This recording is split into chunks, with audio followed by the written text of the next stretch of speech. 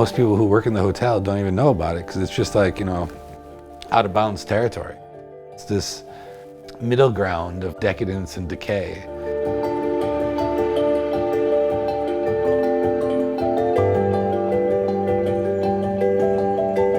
This space before was a presidential suite.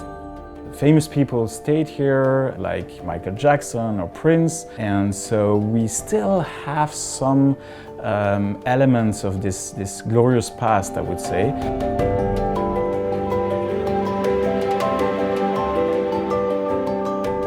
Since 2014, it hasn't been on the books to renovate that space, so that space is just unused, and the hotel very kindly and generously allows us to use it and put artists in there.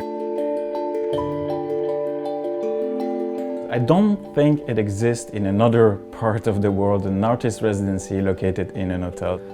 You enter the hotel and it's really normal, a completely normal hotel, and then you go all the way up because the residency space is located at the top floor. And you exit the elevator, you can go down 2 parallel halls. And at the end of these halls, there's 2 doors there in that hallway. And one of those doors takes you into the gym. In the gym, there is another door. These doors are locked and they don't seem to have keys, and no one would try to access them. No one would even look at them. I mean, they're just like lost in the wallpaper. But when you open those doors and you go up, then it's like steel staircases, beautiful chandeliers, and you enter the penthouse.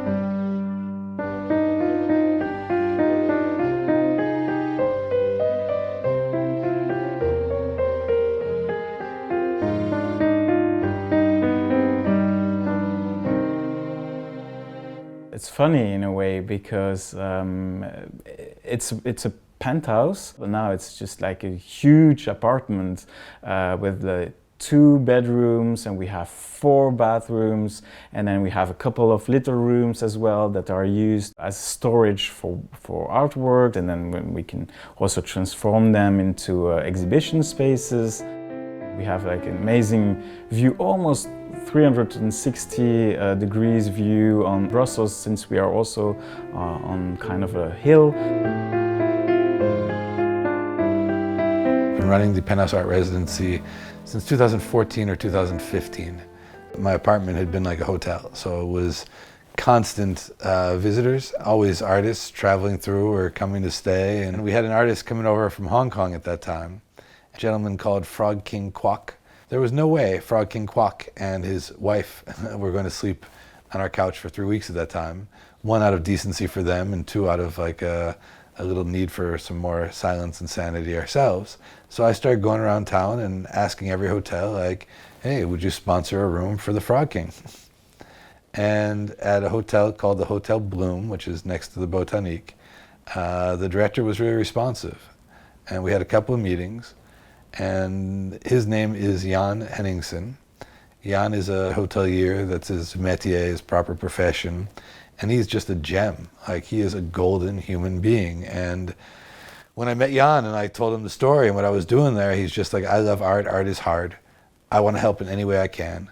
We don't have cash, we don't have a budget, we can't really partner with you, but we have space. So it would be our honor to welcome your artist.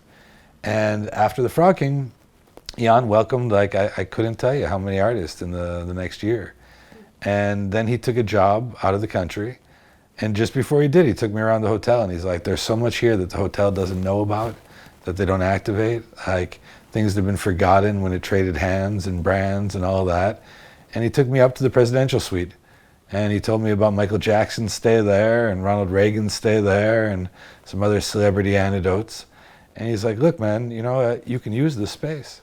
So at that point, I decided to turn it into a residency program. And the idea was to kind of keep the generous spirit, the generosity that had been in the whole exchange with myself in the hotel, thanks to Jan, and to keep that going. And now the residency's had, I don't know, like 40 different artists, maybe more.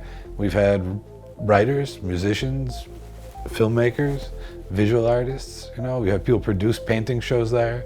We've had people come to Brussels just for research. We've had people come to Brussels just to get their head above water, even financially, you know, like, so we've had a whole range of things that we've been able to help people out with. And I'd say like the longest running resident is the curator, because this is the way I run the residency program. I try to stay a little bit more hands-off because my business takes a lot of time and attention. So I always engage one younger person who wants to get experience in what it is to be a curator and to work with artists. And that person tends to run the space for the better part of a year and a half. And I'd say they are the real resident, actually. Other residents stay a month or 2 months. Curator stays for, like, as I said, like over a year and comes out of it with a lot of experience and learning. It's very rare and very useful to have an actual space where you can test some things, where you can experiment with your own practice, and where you can invite artists that you met through studio visits or working trips. And for that, I'm super grateful, of course.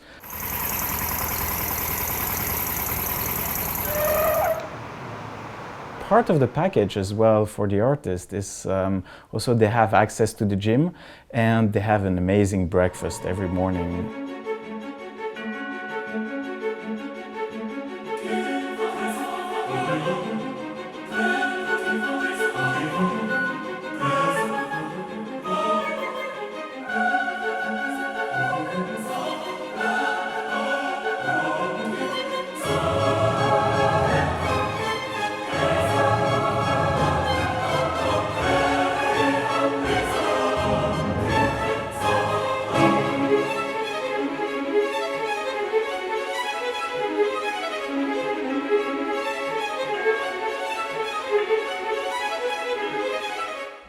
The good thing about Brussels is that it's very well located.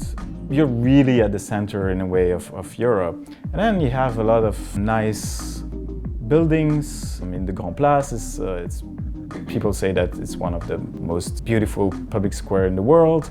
In terms of different languages and nationalities, it competes with New York, but it's a city of 1 million people. So you have that kind of like cultural offer and diversity within 1 million people. It's a slow pace. And the conditions for artists are also fantastic. The history, I mean, if it's from like Flemish primitives as painters to surrealists to fashion designers, filmmakers, writers, I mean, there's such a rich cultural history here. And together with that heritage is people who love art and are ready to act as patrons of the art, to buy art, to cherish and preserve it. So, like, you know, for an artist, coming to Brussels was kind of a dream. It's a place where you can really dare to do things.